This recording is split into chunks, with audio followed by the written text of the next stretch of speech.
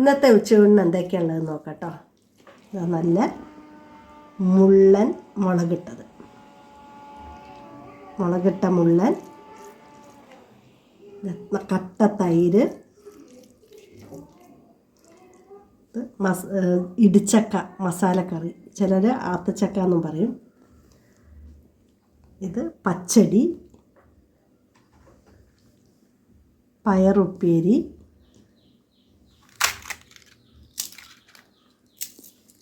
പപ്പടം, ഉപ്പിലിട്ട നാരങ്ങ, നാരങ്ങ അച്ചാർ, ഇതെല്ലാം കൂടി നന്നായിട്ട് കുഴയ്ക്കാം. പിന്നെ കരിമീൻ പൊരിച്ചത്, ഇതും കൂടി ഇതിലിട്ടിട്ട് ഇങ്ങോട്ട് മിക്സ് ചെയ്യാം. നന്നായിട്ട് മിക്സ് ചെയ്തിട്ട് ഇങ്ങോട്ട് കഴിക്കാം. എന്താ ടേസ്റ്റ്, അടിപൊളി ടേസ്റ്റ് അല്ലേ.